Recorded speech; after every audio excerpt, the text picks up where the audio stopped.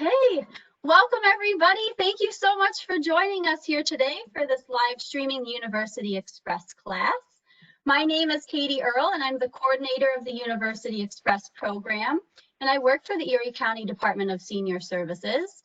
We're all joined here virtually today with Sarah Duval. She is a supervising attorney in the Elder Abuse Prevention Unit at the Center for Elder Law and Justice. And we have Kanaley, a social work supervisor and the E-MDT coordinator, also at Center for Elder Law and Justice. So we're happy to have you with us. Before we jump into their presentation, I just want to go over a few housekeeping things so we are all on the same page and we all know how to participate. First thing I want to let you know is that the session is being recorded and we will try to post it online at a later date. The second thing, which I'm sure you probably already noticed by now, is you've joined without a video of yourself showing, and you're also muted and can do nothing about that. Well, you've done nothing wrong. That's just the settings of this program. And it also may look like to you that you're the only person here in attendance with us, but I promise you, you are not. We're just using an anonymous participation mode, so only Sarah, Kathy, and I are able to see the complete list of attendees. So what you're currently looking at here on your screen is a picture that I've taken previously. It may and hopefully does somewhat resemble your screen and the features that you have, depending on your device. We will primarily be communicating today through our Q&A feature. If you see in the picture there in the top right, I have it in a red circle. So when some of you join this event today, that may have already popped up in your window, and you may just have to click on that little arrow or caret to further expand it. If you don't see that up, that's okay. If you look at the bottom of my screen or your screen with the picture, in a red box, I have your control panel. And we all have this. So if you want to take a second, if you're not already familiar with WebEx, if you just wiggle your mouse around, or if you poke or touch your screen, depending on your device, that should bring up your control panel. So if you look in my picture, I have a blue circle with a box with a question mark in it.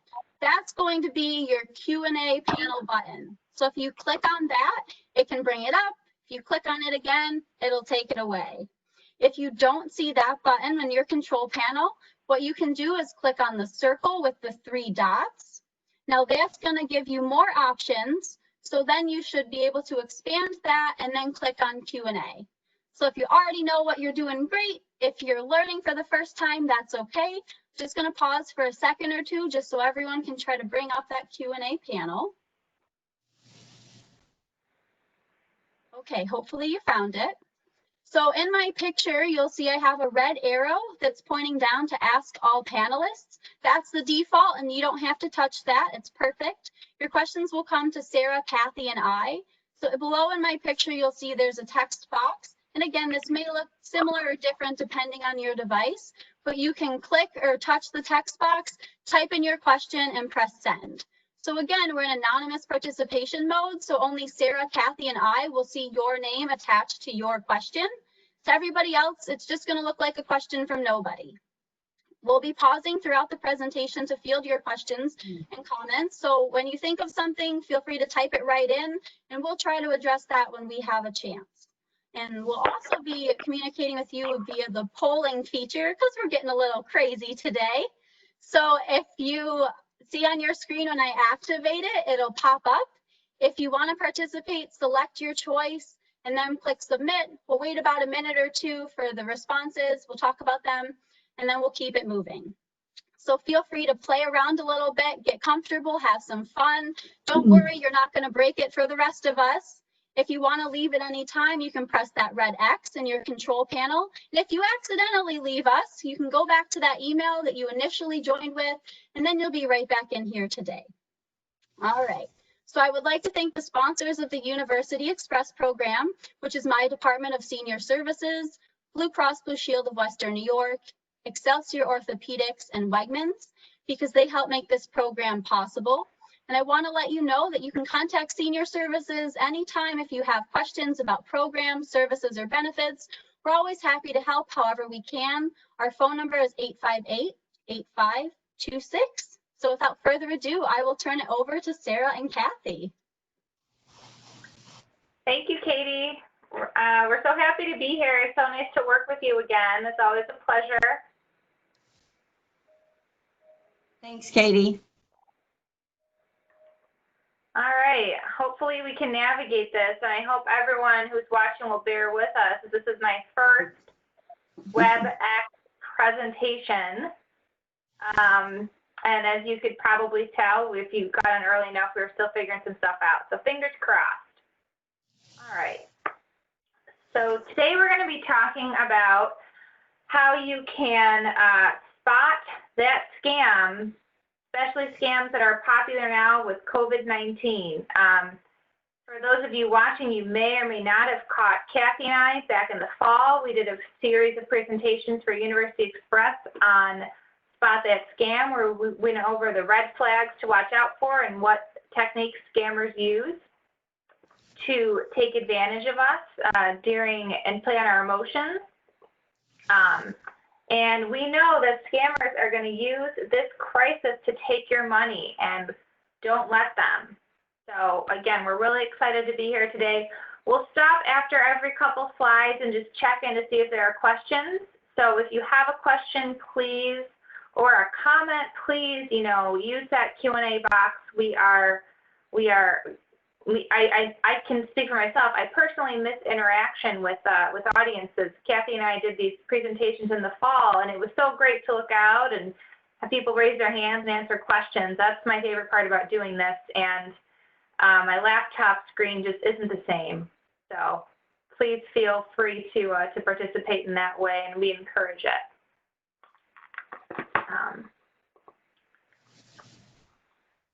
So Kathy, do you want to take the types of scams?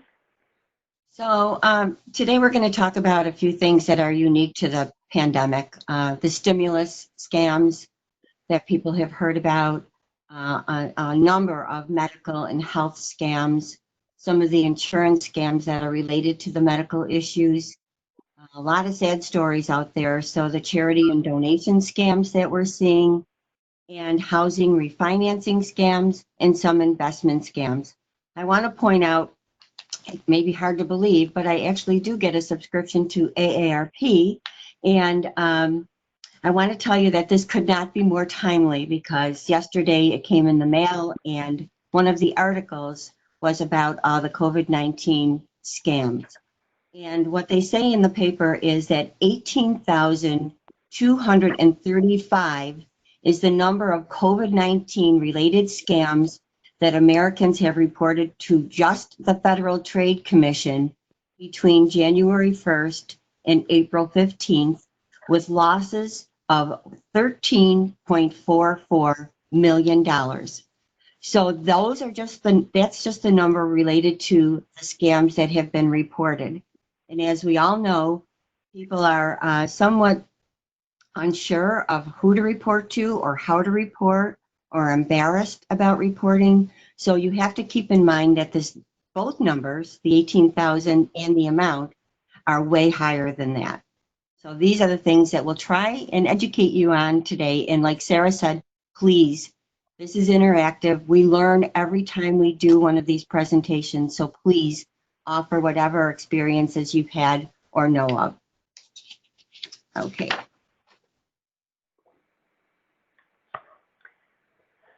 So who are these scammers? Historically, they're often overseas. But in this crisis, with more people desperate for money, the scammers are operating in your own backyard. And we'll talk a little bit later how overseas scammers are utilizing local people for things like cash pickups, and trying to add an element of reality to the scam. Regardless of where they originate, number scramblers are widely used. So it used to be if you got a number from a certain area code you didn't recognize, you'd not answer, you'd know it's likely to be a scam. I apologize. Okay. My cat is very interested in this topic as well. And anyhow, the number scramblers, though, make it look like, so if you live in a 716 area code, you're going to get a 716 call. And for example, my cell phone is a 585 area code. and the first 3 digits are 356. So I get a lot of calls from 585-356. Now, I don't know that many people who have that number, but the scramblers make it look like a local call, so you're more likely to answer. These scammers, they also work from sucker lists.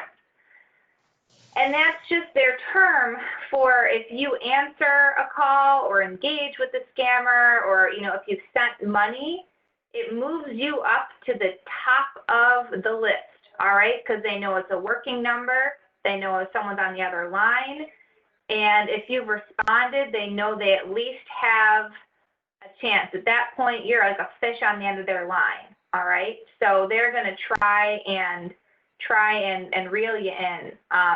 And scammers can easily, these lists, once they get that information, they try to learn more information about you, so you're less likely to suspect that it's a scam. Scammers can also easily spot and exploit vulnerabilities in folks, and we're going to talk a little bit about that, but that's really important to keep in mind, that these scammers, this is their full-time job, all right? They're not doing this in the evening, they're not doing this part-time. This is all they do all day, is ring, try to get people to answer, and try to scam them out of money. And as part of that, they learn who's vulnerable and where the vulnerabilities lie, and they try to exploit them. And this crisis has created a whole new set of vulnerabilities for the population. And trust me, the scammers are on it. Okay, so like Sarah mentioned, the increased opportunities that scammers have now with the COVID going on. The basic premise scammers use is to really pull and manipulate human emotions. And there has been no crisis that I can remember that's been greater than what we've been experiencing the last couple months. There were so many unknowns about COVID. There was so much information that was changing practically hourly in some cases, what to do, what not to do, who's going to get it, who's not going to get it, that the anxiety and depression that people were experiencing has just skyrocketed. So again, you couple that with the fact that because we were all asked to stay home, stay safe, the increased number of people who are marginal to begin with and now totally socially isolated. We have seniors who typically go to the hairdresser every week for the same hairdo for the last 30 years. We have people who go to church. That's huge for the older population. People who go to daycare centers. People who meet for a cup of coffee that lasts 5 hours at Burger King. All these different avenues that people had to at least have some contact with another human being are gone in many cases still. We're just starting to see people who feel comfortable getting out into the mainstream again. I don't know if we'll ever get back to where we were, but social isolation is a problem among the elderly to begin with. And as a matter of fact, social isolation is the theme of World Elder Abuse Awareness Day this year. How do we fight social isolation in normal times, much less now in COVID times? People who are borderline depressed or people who have anxiety to begin with, everything has just been exacerbated because of what's going on in the fear of the unknown. And scammers know this. They are taking every step, and they're brutal. They're ruthless. I think is probably the best term to describe them. We have people who, if they're depressed, they become more easily fatigued. Their sleep is interrupted. They have poor nutrition. They have a sense of hopelessness. And again, where are they going to turn if they can't even turn to the typical resources they did in a day? Also added to the mix is the element of excitement. The fact that, oh my gosh, if you give me this amount of money or respond to this email, you could get cash or money or win something. So the excitement that sometimes generated by some of the methods that scammers use to catch people off guard and think, oh my gosh, this is my chance. And before you know it, they're out the money. So you really, really have to make sure that if it's, we'll say this probably repeatedly throughout the presentation, if it sounds too good to be true, it is. And these are desperate times for people, both desperate times for the scammers and desperate times for some of us. So we have to be especially on guard that we don't fall prey to the scammers. Mhm. Okay. Sarah? All right, so we're going to talk about how to recognize a scam. Well, should we ask Katie at this point, are there any questions about what we went over or any comments before we get into the types of scams themselves? Nothing yet. Keep it going. This is awesome. Okay. All right, great, thanks. So we're going to talk about how to recognize a scam. The first is telephone scams. And just like Kathy said, they are going to play on your fears to get you to give up your money. And when individuals are concerned about their financial health, they're even more likely to fall victim to a scam that promises a small payment now. That's all I need is a small payment now for a larger return. And, you know, we work with clients who have fallen victims of scams. And one of the more common scams now is that people are being asked to cash a check. They'll actually be sent a check. Hey, just cash this check and then, you know, then send us the money. That's all we need you to do, and then we're going to send you a larger money in return. And clients are doing this, and they don't have enough money in their account to cover the check. So their accounts are then going into the negative. So they're cashing this check, say a $5,000 check, they might have $1,000 in their account. They're getting the cash, but then their account, the check is bouncing, right? And now they're in the negative $4,000. And so any money that gets deposited in is just bringing them back up to black. So Social Security, you know, deposits, pension deposits, that's not money they're seeing. It's just going into the account because the account's in the negative. So that's something that these scammers are doing. One example is a caller says there's a new program, again, where large stimulus payments are immediately available. So a lot of confusion over these stimulus payments and what they are and when they're coming and how they're coming. Are they coming via paper check? Are they coming via these debit cards that they actually are coming on? How are people getting this money? But hey, so your stimulus is immediately available. You just have to provide banking information for a deposit or cash a check when it's mailed. And then if it's a scammer, they got your bank information. They can withdraw money right from your account, or they're mailing you a check. You're cashing it, sending them cash, and it's a bounce check. So they're playing on uncertainty about programs in this crisis, take advantage of confusion and misinformation swirling about stimulus and other payments. And Kathy, I don't know if you want to add a little bit about the Social Security, the debit cards that are coming out for people. I know you talked about that. Sure. So again, there was a lot of confusion, and really, there's no one to blame for this because, again, as I said before, there's so many unknowns about this. We were really, everybody was in uncharted waters when this started. So the best way to get money, the stimulus payment to people, was anybody's guess initially. So they went with people who filed taxes in 2019 that required that you have a bank account so the money could go into that. Well, some people don't have bank accounts.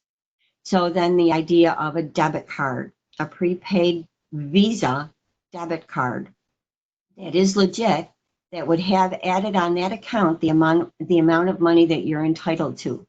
Well, people see these cards, they don't know that they're legit or not legit. They come in, like many of us probably get several cards or offers for cards weekly. You know, how do you know that this one is the real thing?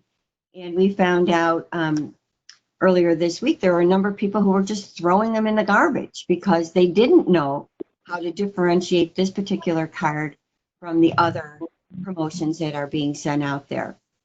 So again, you know, we'll talk about this at the end and can't reinforce enough the numbers and the resources that you can check to make sure that what you're seeing and what you're getting is legitimate. So your money could come to you via a paper check, your money could have been deposited into a bank account, or your money could have been given to you via one of these Visa prepaid debit cards. Yep. I just want to show an example of a solicitation I got from a, you know, one of those too good to be true things. I got this email on Monday, you know, and it said the CARES Act might provide you with some relief for paying down all the money I borrowed for school. To see if I might qualify, just give them a call. And then, you know, I don't know what's going on, but I don't think there's anything in the CARES Act. I know that there's a stay on you don't have to pay federal student loans until, you know, September. But this is, you know, the CARES Act is not gonna, there's no way I'm gonna get relief for my student loans from this email ad, you know? So again, just warning when you get these kind of phishing things. Oh, great. Hey, maybe there's, and again, there's talk about in the media about student loan forgiveness and debt relief and all this stuff, and scammers know it, and they're going to try to prey on you for that because people really are struggling, and if there's some relief out there, they're going to try to jump at it, understandably. So just an example. Yes, we have a question, I believe, from Katie Earl. We do, from one of our attendees. So one of the questions is, where do they get the telephone numbers to call? Oh. Wow, that's a great question. Thank you for asking, whoever did. So I'd encourage people to Google yourself if you've never done this before. Yeah.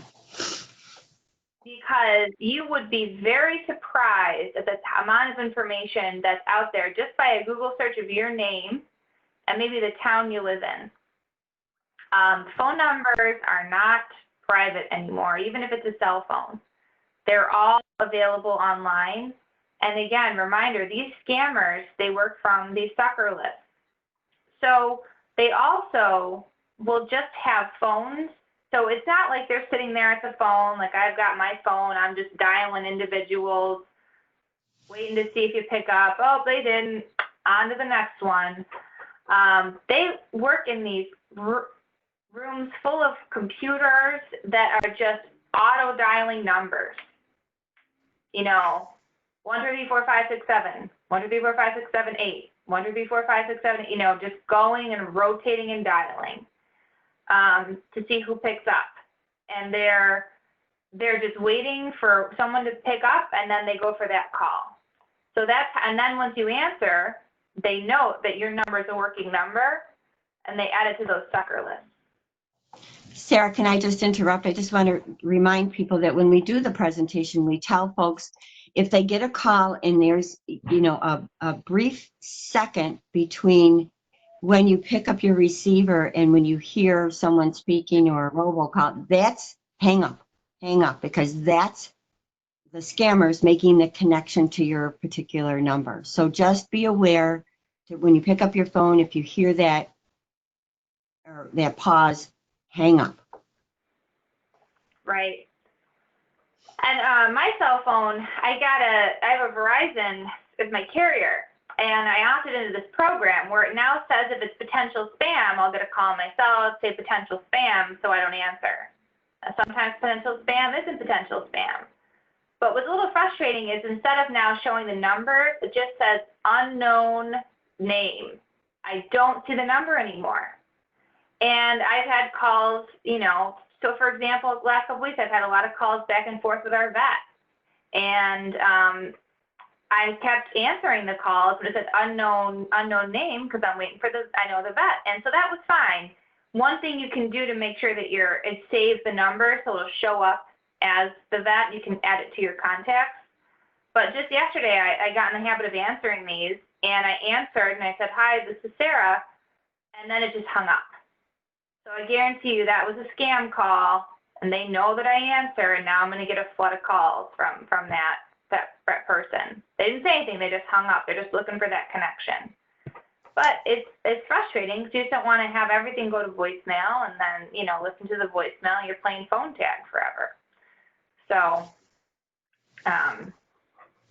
just hang up is a good thing, but if you don't know them, just hang up.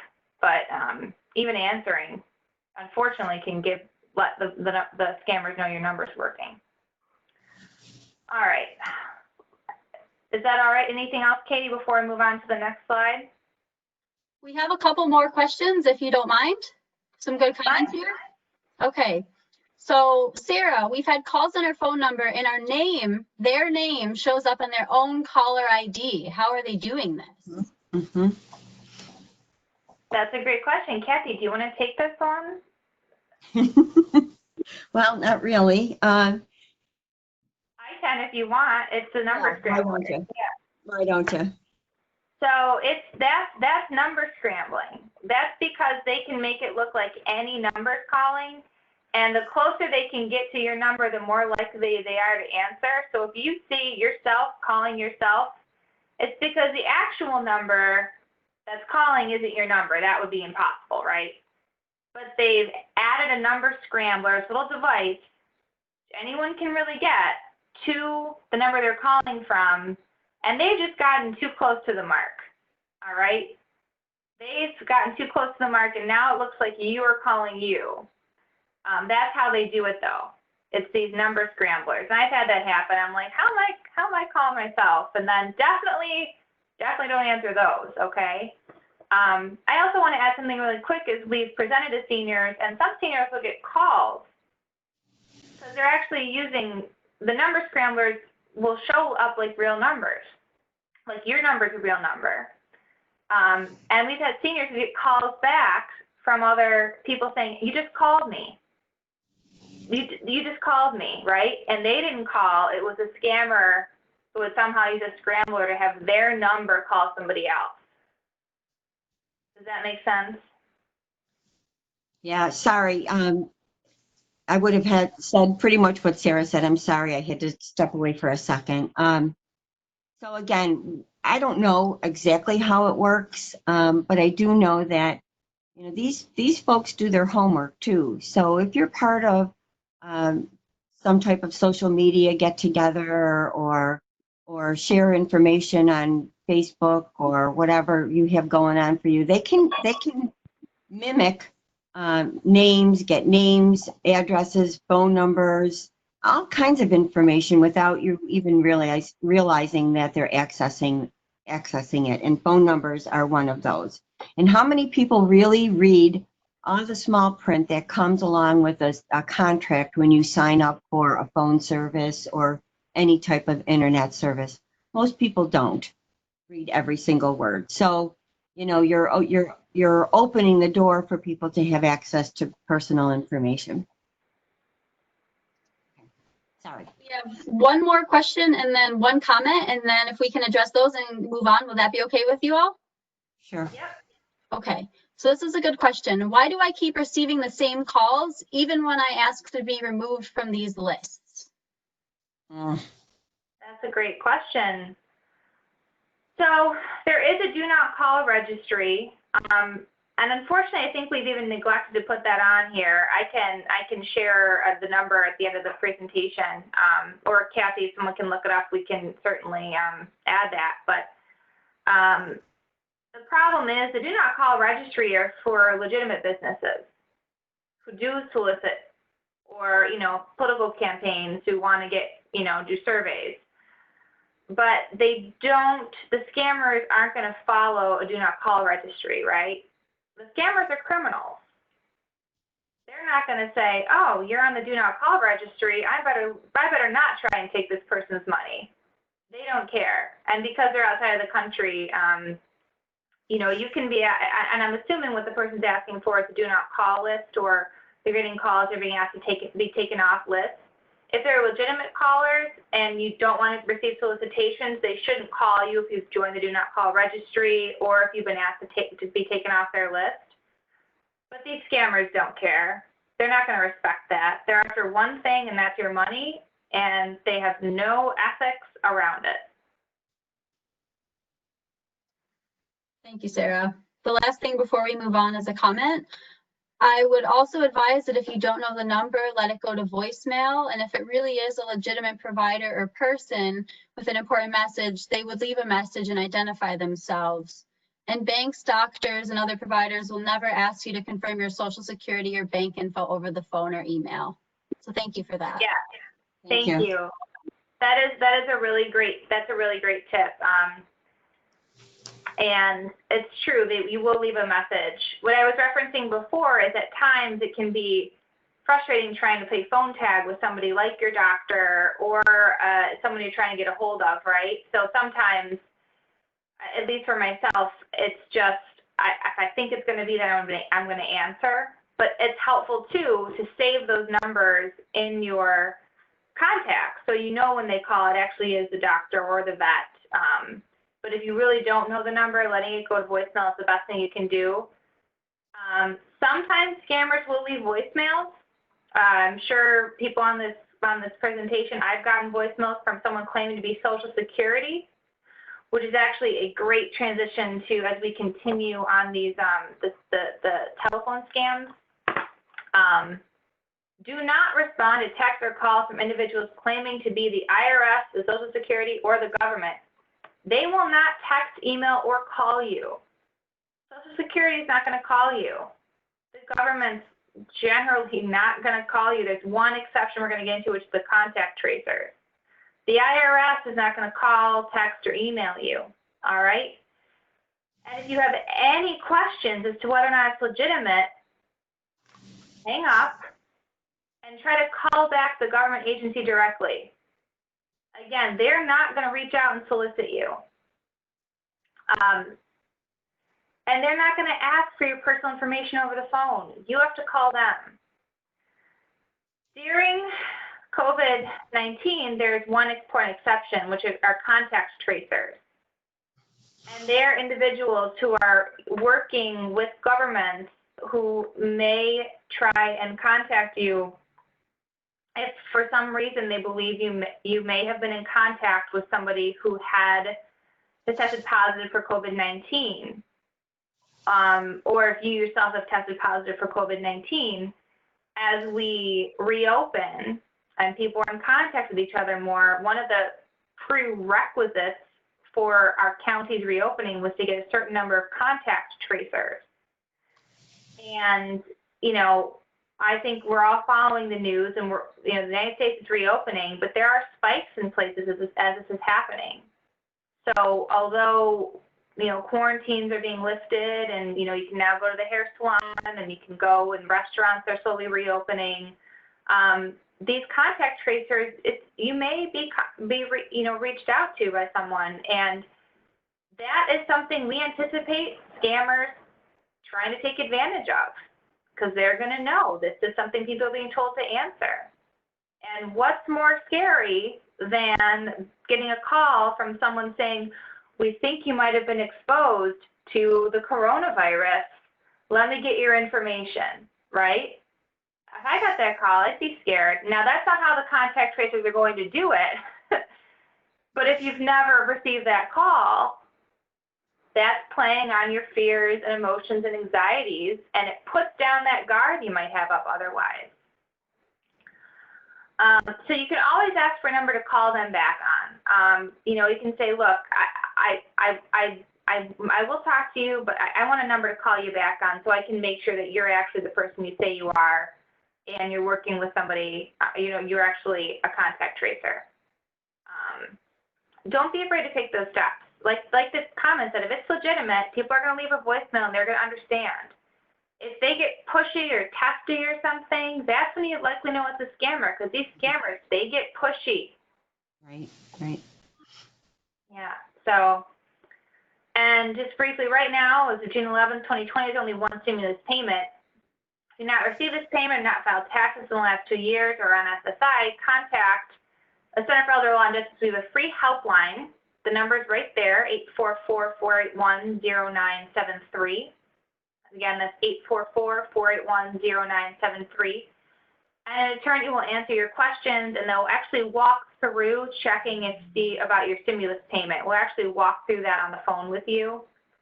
And paper checks, and as Kathy said, these Visa debit cards are being mailed to individuals who are not otherwise eligible for direct deposit. All right. And then this is the last, I believe, last part of my presentation on telephone scams. Actually, Kathy, if you want to cue this one up, I feel like I've just talked a lot. So. Okay, so some of you on the call may know that our agency is involved with enhanced multidisciplinary teams in several counties in Western New York, Erie, Niagara, Cattaraugus, Wyoming, and Chautauqua. And these teams focus on elder abuse cases, most of which have a financial component to them. We have the privilege of working with a group in Niagara County. Bruce Elliott represents the Niagara County Sheriff's Department. I see Katie Shriver's on the phone, which is awesome. Thank you, Katie. Katie's from the U.S. Attorney General's office, who's on our Erie County team. So we have experts in the area and get together, and in addition to talking about cases that we've all seen, really share a lot of information about what to look for in scams that are going on, any other kind of issues that may arise that would impact our seniors. This helps us better protect our seniors. We then spread the word to the agencies that we're in touch with, and hopefully, as we try all the time to stay a step ahead of the scammers. So we have something that we'd like to either show or have you read about what our one of our recent cases. As a matter of fact, last Tuesday we talked about through the Niagara County Sheriff's Department. Is this going to play? Are we good? All right, everyone. This is just a brief clip from WKBW about that scam. Warning for you and your family about an old scam that is making a resurgence. It's called the grandson in jail scam, where, just like the name implies, a caller pretends to be a grandchild who's in jail and tries to convince the target on the phone to fork over a large amount of money. Suddenly, with this news reporter, Erie, runs down the list of things that you really have to be on the lookout for right now. Your elderly family members are probably some of the kindest people you know, but experts say there are scammers out there just waiting to take advantage of that kindness. They're very trusting. They come from just that generation where they trust explicitly.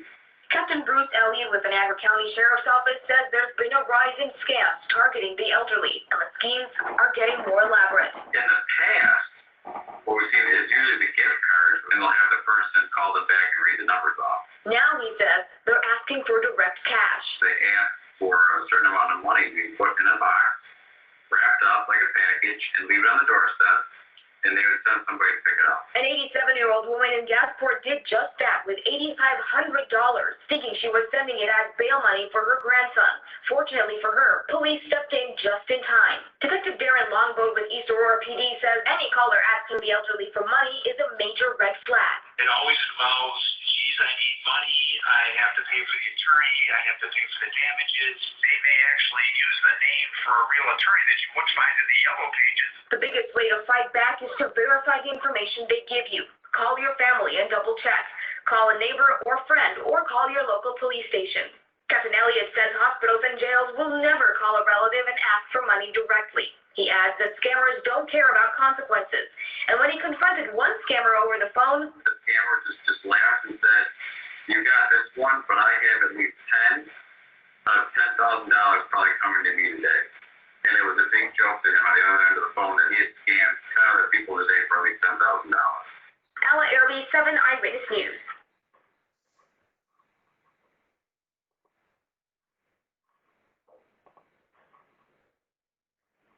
So this is just one example of the absolutely heartbreaking cases that we hear throughout our day, both working at the Center for Elder Law and Justice and especially on these teams.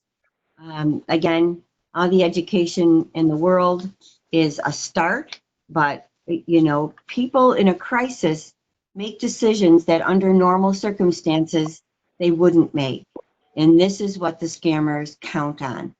So again, you know, prepare yourself, share information with people you know so they can be protected against these scammers.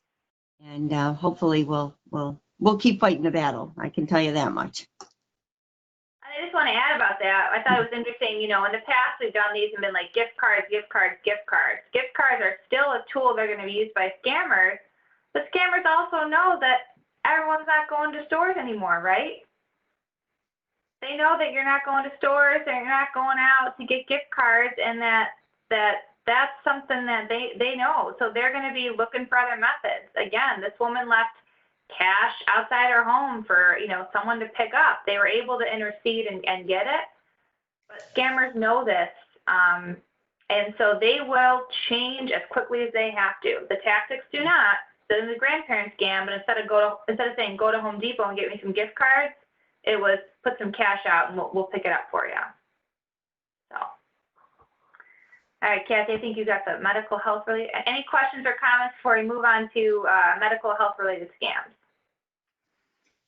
A couple questions that I think would be good for the end. And then we just have a comment that says the Department of Social Services also leaves telephone numbers to call back during this time. So that goes along with what you had mentioned about the legitimate places leaving a direct phone number.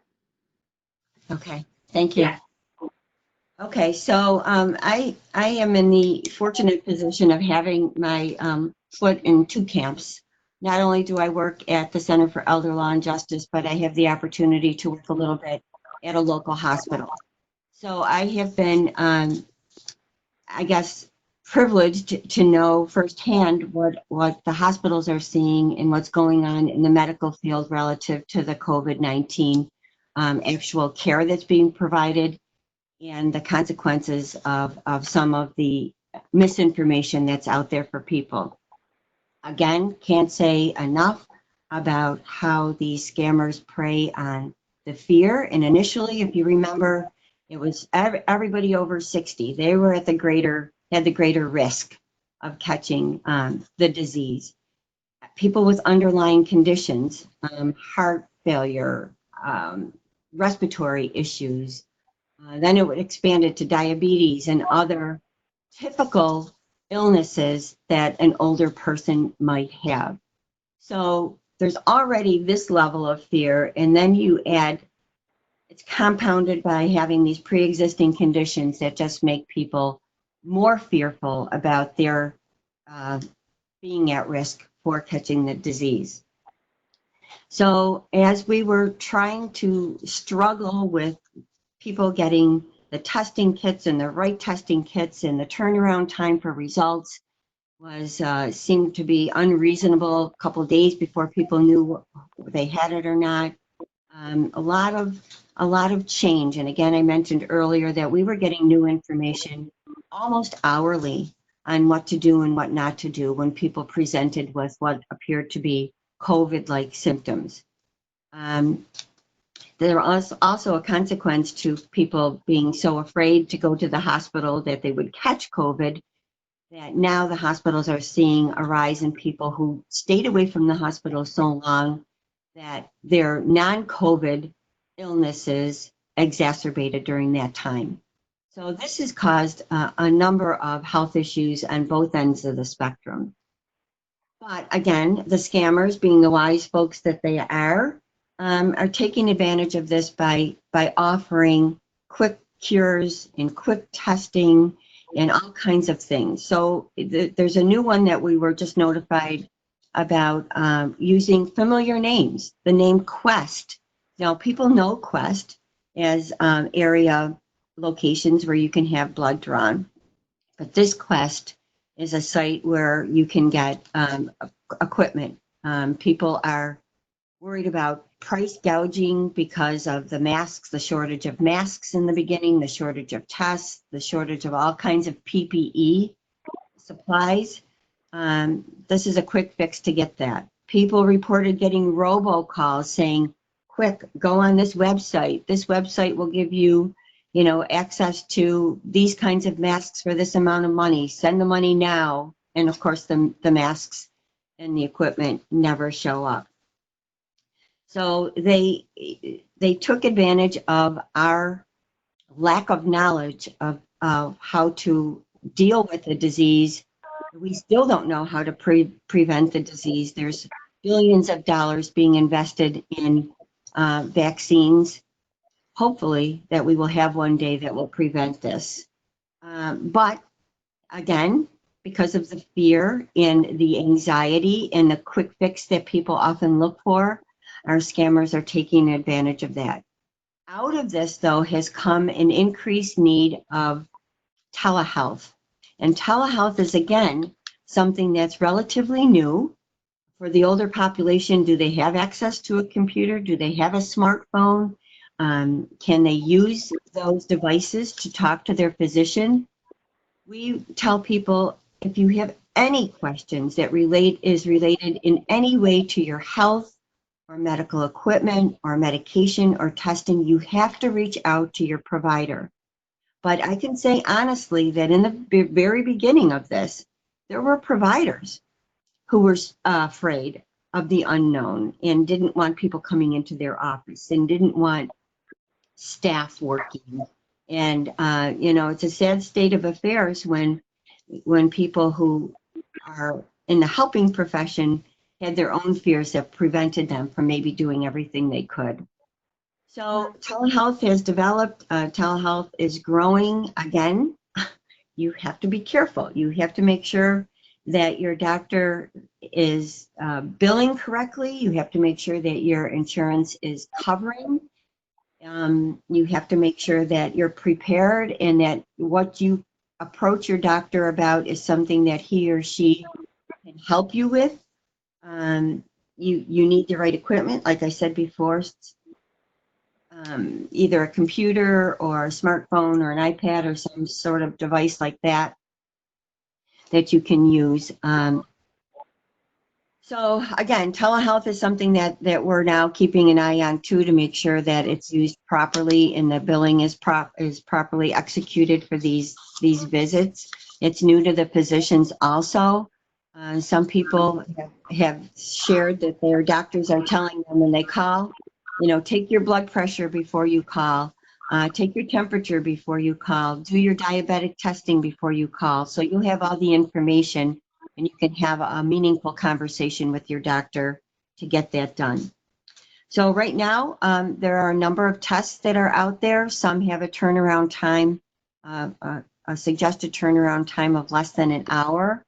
We have found that those tests are not always reliable. There's another test called the Panther test with a turnaround time of 5 or 6 hours. Those results are reliable. We have been told that if people's test results are unable to be determined, that those folks have been treated as COVID positives, just to err on the side of caution. So again, a lot of information that's out there that's still kind of uncertain in terms of the testing. We've had, and I can speak just for a minute on our guardianship unit. We've had a couple of our folks who've been tested positive in nursing homes. They can't go back to their unit or they can't go back to their living situation until they get 2 negatives, and yet they're asymptomatic. One of our clients recently had the antibody test, so she tested positive for the antibody test and positive for having the corona. So the dilemma with this facility is she really safe enough to be put back in the general population, even though the tests, one test said she was, and the other test still said that she wasn't. So there's a lot of going on with COVID that's legitimate. And again, there are lots of things that are going on that scammers are going to take advantage of. There's no vaccine or cure right now. There's a variety of treatments, and the best thing we all can do are follow the simple rules that we've been asked over and over again. Social distancing, wear a mask, disinfect, those kinds of things. So until they do come up with a cure, we have to tell people that they have to go by what their primary physicians or their providers are telling them. I know I kind of got a little off there, but I think it's information that I had available and wanted to share. Absolutely. Thank you, Kathy. We just want people to be aware that there's no cure for this. There's no vaccine, and people are going to try to take advantage of that. Snake oil salesmen are going to try and say, oh, take this, and you know, there's been some national, there are doctors are trying things, but there's no instant cure out there. There's nothing that's going to treat it. That you're not going to, you know, you're going to get treated for a medical professional. That's what I'm saying, I guess. And the symptoms vary from person to person. So there are no two cases that will present with the same symptoms that might have the same results, good or bad. So it's really a challenge for the providers who are legit and doing their best to help folks. Mm-hmm. Yep. Okay. All right. Any questions on that section or comments? Or we have charity scams I think we're going to get through next, and then could it keep going? Yep, please keep going. Thank you. Okay. All right. So, you know, as Kathy, do you want to do charity scams? I think I got the next one. I think I got the new wave. So. Sure. So the charity scams, there's no shortage of short stories out there now. There's no shortage of sad stories out there now about some of the consequences that this pandemic has caused for people. So we're looking for those, again, the scammers, to take advantage of these sad stories and try and get the money that they certainly aren't entitled to by pulling on people's heartstrings. So what we advise, and we are always advising this, is to, if you have a charity that is near and dear to you, that you donate to them directly, fire hall or police department or Catholic Charities, for example, Jewish Family Services, whatever. You know, you can make a donation on your own to those charities. You don't need someone to send you something in the mail to do that, especially if in these days, I'm telling you, these scammers are so close to replicating what might have been legitimate at one time that we're telling people not to take any chances. In the GoFundMe campaigns, again, you know, sad stories about consequences, people not having enough money to bury their loved ones. There are ways that people can get help with those sorts of things. Not to say that there haven't been legitimate GoFundMe pages out there of people who have struggled or had some significant losses in their life, but these things have got to be checked out before you give one penny of your money.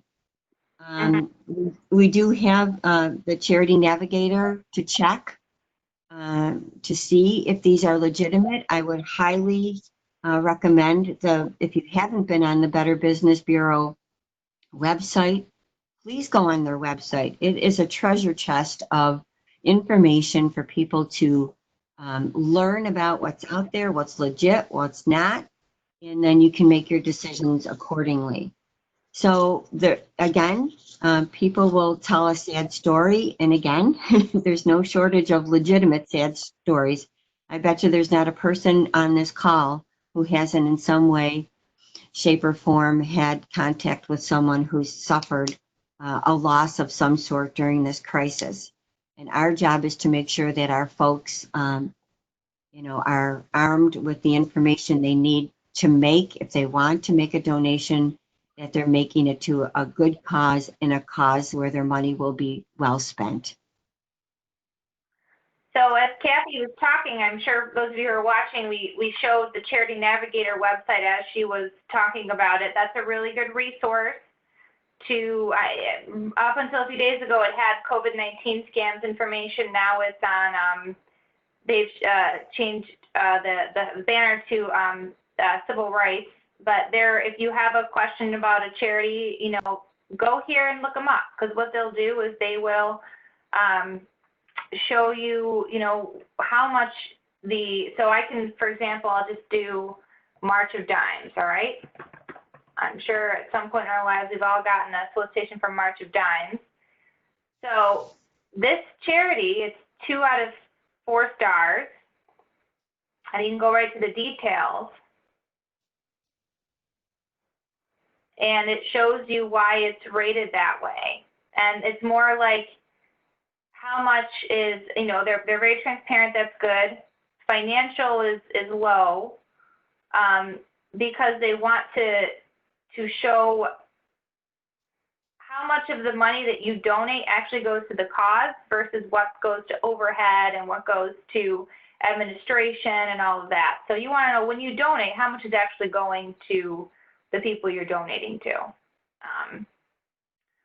So they're very transparent, which is good, but then there's some other, you know, concerns which led them to be only 2 out of 4 stars. So then again, that was just an example. So before you donate, especially if it's a new charity, look them up here. And the Better Business Bureau Scam Tracker is really helpful. The link is in the presentation. I'm just showing it on here. So it's actually a map. I zoomed right into Buffalo, and it shows you reported scams in an area. And so I just happened to click on Kenmore, New York. What? And it shows the dates of the scams and how much was lost. And you can kind of see this. So we'll look at this government grant, right? Details view. And it's the details about, you know, this person received a message, said I qualified for a grant was disabled, and, you know, she paid some money because she thought she was going to get a government grant. Again, that's an example of someone losing money. And she said, this is actually good, she sent the money through Cash App. All right, we're going to talk about Cash App next, but it says right there, I sent the money through Cash App. All right. And I think we're going to go to the next, in the next slide now, unless there's any questions about the scam tracker or the Charity Navigator or anything about that. But these are really helpful. You should use the Better Business Bureau Scam Tracker. If you get scammed, you should report, but it's also really helpful to know what's going on in your neighborhood. Any questions or comments, Katie, before we go on to things like Cash App? Nothing yet, but that's all really wonderful information. So thank you for sharing that. That was a great demonstration. Oh, you're welcome. All right. So I'm going to talk about this new wave of money transfer. So as you can see, in the person who reported they were scammed to Better Business Bureau, they sent money through Cash App. Now, I believe that we're going to have a poll. And all right. So the question is, have you used a cash transfer app before? Yes, no, or never even heard of it? I'm going to submit my answer and X out of this because I got to see the screen. Okay. And I'm not sure, I said for 5 minutes, but I'll go ahead. No, do we have the poll Keep it answer? for that long. Okay. It looks like we have just a couple people still in progress. So if you could give me maybe like 15 more seconds, we can close it and then we can talk about it. Yeah. 5 minutes is a long time. Goodness. Yeah, that'd be a long time. You all heard Kathy and I and Katie chat for probably that time as you were waiting. No one wants to see that show for another 5 minutes. It's a pretty good show. All right, so if you just want to click submit, because it looks like we have a couple answers just hanging out there. And okay, we'll close the poll.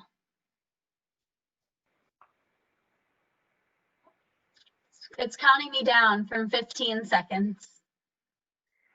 Great. Should we do a 10, 9, 8 countdown? 8, 7. 7, 6, 5, 4, 3, 2, 1.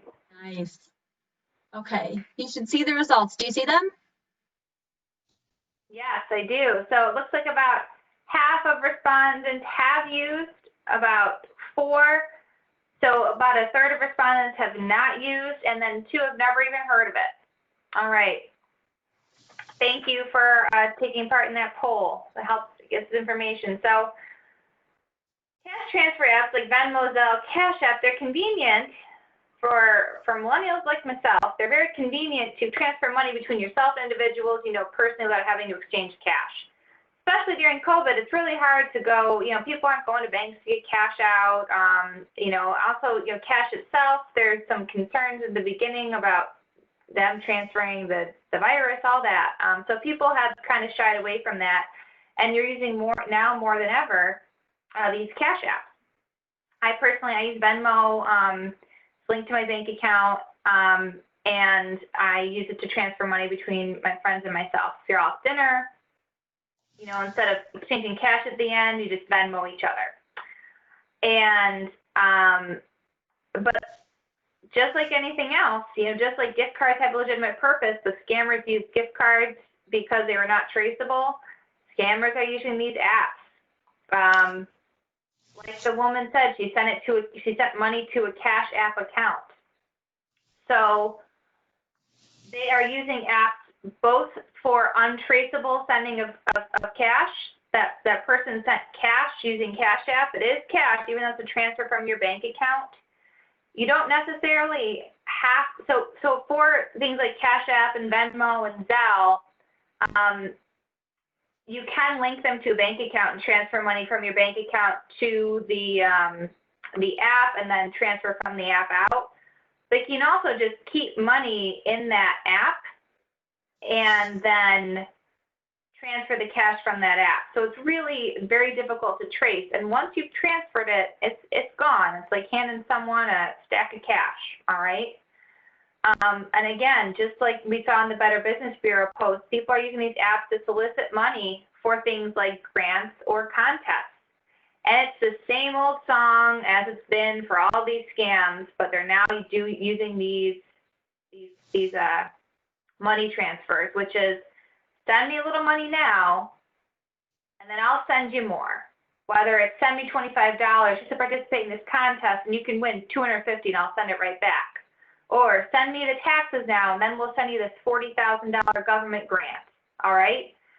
But instead of having someone leave cash outside their house or having someone go buy gift cards, you can do it right on your phone. I could write on my phone, Venmo anybody at any point, as long as I have the cash to do it, either in my bank account or right in my Venmo account. Oops. So the tip is, do not send money or share your account information with anyone you don't know personally. If you are using these Venmo, there's ways to verify that you're sending to the right person, but don't send money to somebody you don't know personally. And also don't share this account information because it does link to your bank account. So we've had scammers who get, for example, they get the Zelle information and it links right to someone's M&T bank account, and then they have access to all the money in the bank account because they gave them their Zelle information. And romance scammers, they're increasingly using these apps and preying on socially isolated adults in this crisis. I do want to just touch on this briefly because we've had several clients who are victims to romance scams. Social isolation, individuals who are socially isolated are more likely to fall victim to a romance scam, and that's where you're approached online, usually Facebook, Match.com, Christian Mingle, any of these various apps by someone, form a friendship, relationship, and then eventually something happens where the scammer starts asking for money or saying there's a sob story they're going through. Oh, my kid is so sick and I can't pay the medical bills. oh, well, I could help out. I can send you some money. And, oh, no, I wouldn't think of it. No, really, I want to help out. And then they've got you. And they're just soaking money. And their romance scammers are now using these apps like Cash App and Venmo. I think Facebook even has a way to transfer money to get people to send money to them. So just, again, scammers are new ways. Every time there's a new way to transfer money, they are on it. Any questions asked, Katie? We do. Oh, go ahead, Kathy. I just want to add that, this is for people like me who don't use credit cards generally, don't use my debit card often, but places aren't taking cash now. There are a lot of stores and businesses that don't want to touch the cash. So again, because of the circumstances around COVID, people are forced to use different methods of payment that they would not normally have used. And I think Sarah mentioned, once this money's gone, it's gone. They're very, very difficult to recoup any money that's been lost in a scam. Okay. So true. So one of the questions that came through, is PayPal one of these vulnerable apps that we're talking about?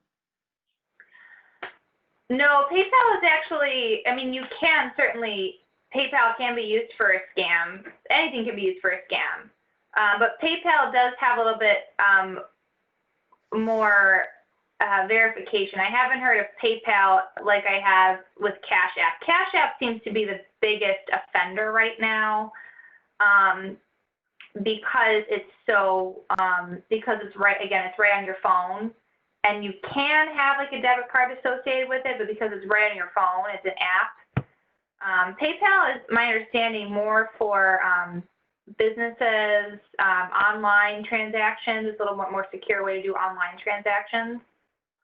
But I haven't heard of PayPal like I've heard of these Cash Apps. I just have a couple more things. I just want to add that in terms of the money scams, there have been a lot of people, again, because of loss of income, being furloughed or unemployment, have tried these work from home deals. There's a lot of people, and again, articles in the paper speaking about people who have, if you send $25, anywhere from $25 to $250, we will send you an introductory kit that then you can make X amount of money by stuffing envelopes or doing some sort of task that will give you an income. So they send the $250, they get a box of envelopes with no labels on them, no stamps, and they're out $250 and have nothing to work with. So the work from home scams have also been prevalent. People, again, this has forced people in desperate situations trying to make a few extra bucks. Also online training for different types of jobs. Send us $500 and we'll train you to be, I don't know, a med tech or something. And you send the $500 and of course you're not going to be trained to do anything because it's a scam. Also, in terms of people who have lost money in the stock market or have been told that they don't have to pay their mortgage or their rent or any type of credit agreement that they may have had, people are calling and saying, oh, no, you don't have to pay us this until December of 2020 or whatever. Get it in writing. If you have made or negotiated a deal with a creditor of any type, make sure you, first of all, verify the amount that they're saying you owe them. And secondly, get whatever that contract is in writing. So this way you have something to go back to when you find out whether or not it's legit. Okay. Thank you, Kathy. Thank you. Okay, so, why are older adults scam victims? I think we pretty much touched on a lot of these points already, but I just have to say, these are really difficult cases for me. We're dealing with people who are from a generation where your handshake was your word and you trusted people and you didn't question what motives people had make a deal or to give you information. And that's gone. In a lot of cases, that's gone. And that is really sad. So people who are seniors, they have a steady income, Social Security or pensions or whatever. They have equity generally in their homes. So they're more financially secure than younger folks. So they're targets that way. And again, the factors of social isolation, their trusting nature, issues of depression and anxiety, all factor in when they're getting approached by scammers to give money either, through charities or any other type of scam that we've already talked about. Limited access to health care. Are they seeing their doctors? If they can't see their doctor and they're not telehealthing, how are they getting their meds? How are they being checked on? So the level of vulnerability of our older population has skyrocketed. Again, the information about them being more at risk for COVID to begin with, compounded by all these other things. So it is a sad state of affair generally. It is particularly sad for our older folks in our community. Yes, thank you, Kathy. It is, but I know that everyone on this training, whether or not you're a senior yourself, you've got someone in your life. I mean, we all can be victims of scams. Although seniors are more targeted, it is not something that is just the older population. I showed you that email. I mean, I'm targeted just as much, and we do have younger folks falling victims of these scams. So as you're watching this, everyone's going to be armed with important information. Share this information, protect yourself, protect your friends, protect your family. One of the things we're hoping by doing these presentations is that we can break down the stigma that's associated with becoming a victim of a scam, because that is the scammer's greatest power. People are so embarrassed and afraid, and the stigma of becoming a scam victim, people don't want to share it, people don't talk about it. And that gives the scammers the power, because they know that they're going to scam you, and you're not going to report it, and people aren't talking about this. So the more reports we get, the more action can be taken against these scammers. And we're going to talk now about what you can do. All right, we've talked a lot about the risks. Here's what you can do to protect yourself, and then where you can report these. All right, we're going to end this on an empowering note for everyone on the call. So what you can do, clearly, don't give your financial information to someone. All right, don't give that information out over the phone. Someone who contacts you and claims to need it, don't give that information out over the phone. Don't provide callers with your computer login information. I know we've talked about telephone scams, but computer scams, we made this COVID specific, but computer scams are still out there. There's still solicitations by email. The last thing is you can check your credit report often. Through April 2021, every consumer can get a free weekly credit report. Usually, credit reports were limited to 1 per year for each of the major credit reporting agencies. But because of COVID and because scams are so prevalent, annualcreditreport.com, which if I click this, maybe it will take us to, is offering a free credit report for every consumer weekly. That's huge. And that's the best way. So if you do your credit report, if you think something's going on, just check. All right, this makes sense. See, during these times of COVID-19, accessing your credit is important. Equifax, Experian, and TransUnion are offering free weekly online reports through April 2021. So check. All right, it's free. It takes about 5 minutes. And that way, if something's up, if you see a name you don't recognize, an address you don't recognize, a telephone number you don't recognize, an account you don't recognize, you're going to see it early and limit the damage that can be done. All right. All right.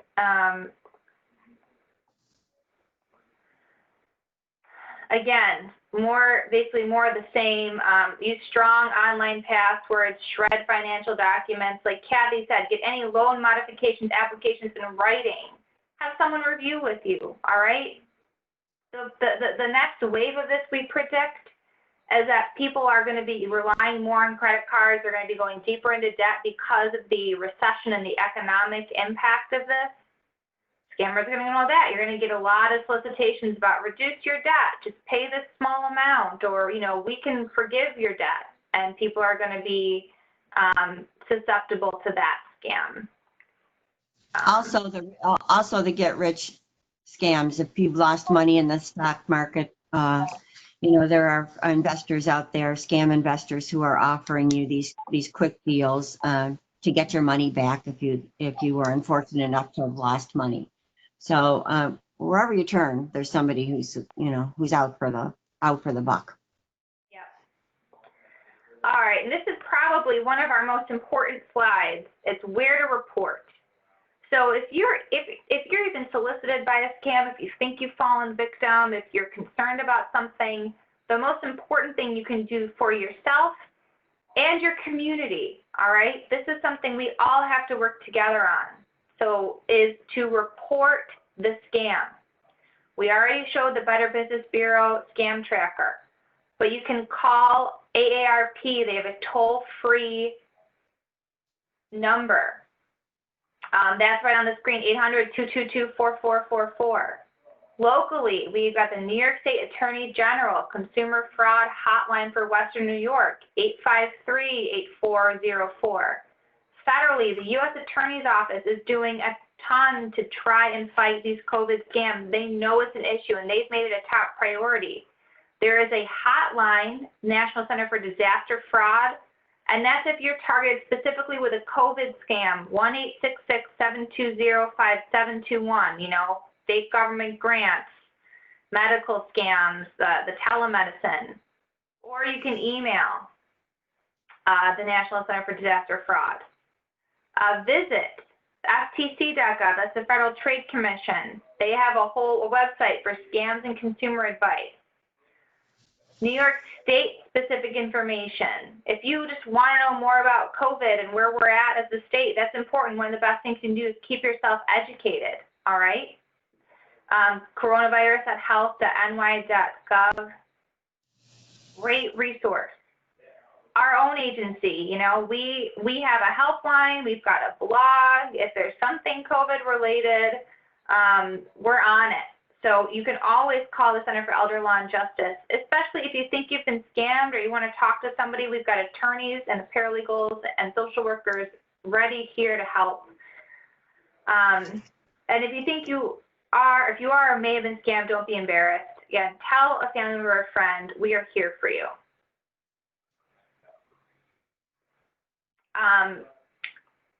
And you know what? I think the next slide, I'm just going to, is our question slide, but I'm actually going to go back to the number slide just in case people are writing any of this down, because I kind of went through that quickly. And I think we'll answer questions from here if that's okay. That's fine, Sarah. We do have 2 people who called in, so if you wouldn't mind just going back through and reading the phone numbers again, just so those folks could capture it, that would be great. Absolutely. So we have the AARP toll-free scam line. And what that is, they will actually disseminate the information to the appropriate parties. So they're a really great resource. They partner with the Department of Justice. Their number is easy. It's 800-222-4444. And Sarah, just to add, you get a live person when you call this. This is a huge feature. It's not, you don't leave a message, you get a live person who will take your information. Right. Locally, we do have the New York Attorney General Consumer Fraud Hotline for Western New York. That's the 716 number, 853-8404.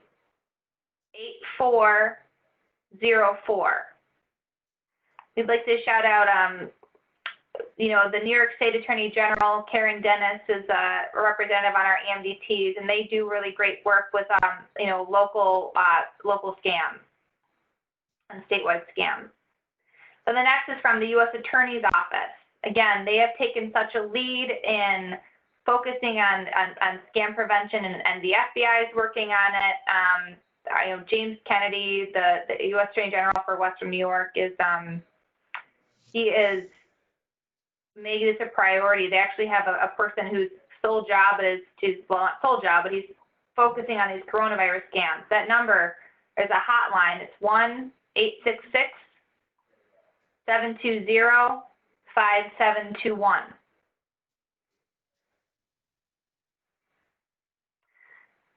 And then I'm just going to give our CellJ number. It's 853-3087. That's our office.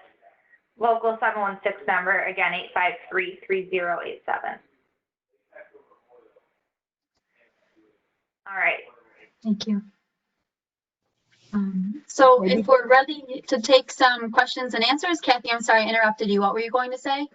I was just going to take this opportunity. I know we're talking about COVID primarily, but I just wanted to alert everybody that this is prime season for home repair scams. So you have people walking around saying, oh, you've got a loose shingle. I can fix that. Give me $1,000. I'll get the supplies and be right back, and kiss your money goodbye. It's gone. Also, be aware of that beginning August 1st. I don't know that it's been pushed back, but it's my understanding that August 1st, people who have not completed the the U.S. Census, there will be real live bona fide census takers out looking for information, and the census can't be the value of the census can't be understated. You know, it's huge in terms of funding and representation. So we urge everybody to take the census. If you haven't mailed it in or phoned in your information, you may have a census taker at your door. Ask for verification of who they are. If you're not comfortable, pick up the phone or go to their website. But there will be people who are paid census takers out and about after August 1st. Again, could be the scammers who are doing this too, but check before you give any information. Okay, that's it. Thank you, Kathy. It's always a good reminder that we're advocates for ourselves and the other people around us. So a couple questions here. The first we'll start with, does an answering machine message on my phone count as an answered call? That was back when we were talking about the robocalls with the scams. Could you repeat that, Katie? Of course. Does an answering machine message on my phone count as an answered call? That's a great question. I would say I'm not sure if it does. I do know some scams do leave messages now. The Social Security scam was one where the messages were left. I think at most it's going to tell scammers is that it is a working number. Right. It doesn't count as an answered call for sure because you knew it was them and they didn't call you back. And there's not much you can do about that, but I think it would count as just the most it's going to do is show this is a working number. So they may take that and move it up a little bit from the robocalls that it is a working number. Interesting, thank you.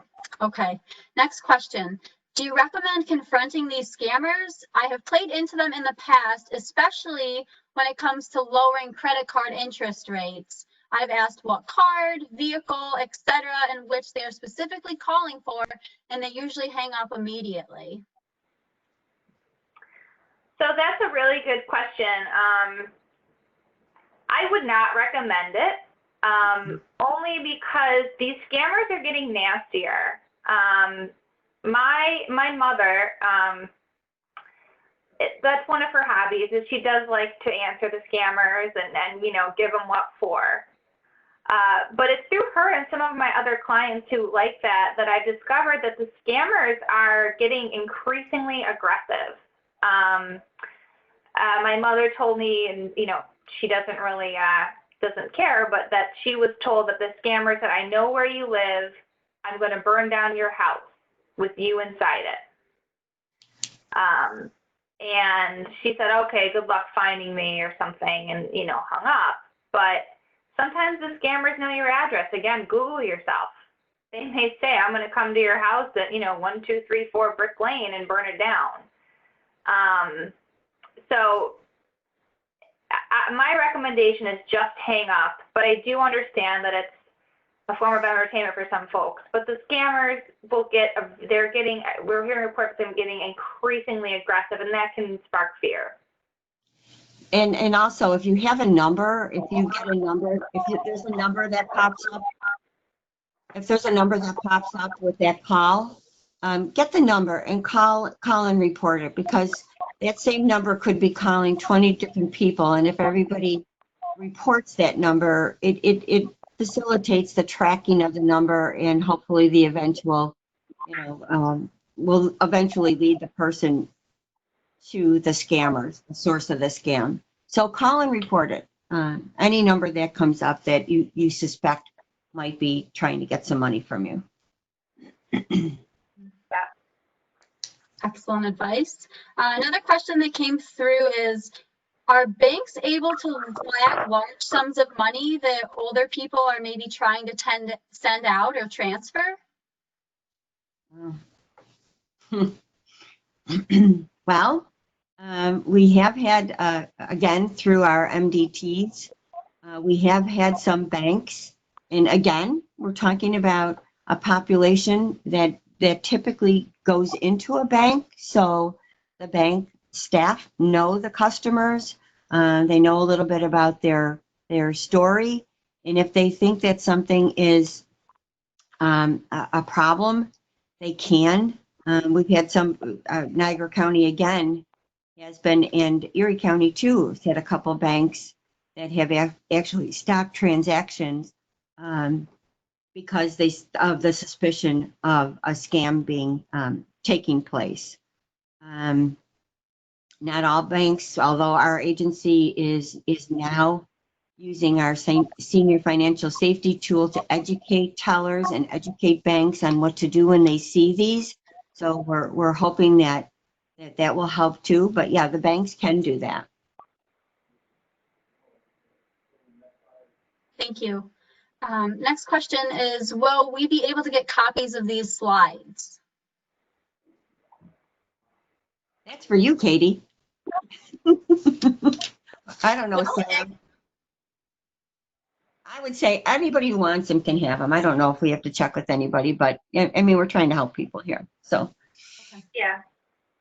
Okay, so I can make these available to folks. If you do want copies of these slides, because I may lose your information once this event has ended, please email me at catherine.earl@erie.gov. My name should be popping up for you under my video, but it's KATHERINE.EARL, EARL @erie.gov. And then we'll also be posting the recording of this at some point in the future, at least on our University Express website, and then sharing it with Kathy and Sarah to push out to the other community partners. So please keep an eye out for that. And then we just have one final comment. Phenomenal presentation, very informative and great information. Thank you so much for this training and for being champions in your work. Oh, how nice. Thank you, whoever said that. Thank you. Hey, was that you? It wasn't, but I do share the same sentiment. I'm just so appreciative for your time, for your expertise, for everybody watching. I hope you learned something, and just, continue to be great advocates for yourself and those around you. Make the world a better place. Well, thank you, Katie, for inviting me today. Thanks for everyone who listened, and our contact information is on there. Don't hesitate to reach out. We're here to help. And as a final, all of our services are free at the Center for Elder Law and Justice. It doesn't cost you a cent. So if you have anything, call. It is free. Thank you, everybody. Absolutely. Okay. Well, thank you. A lot of great information. Thank you. Great info. Thanks. Just time well spent here. Absolutely. It's always a joy working with you too. So I'm going to stop recording, and then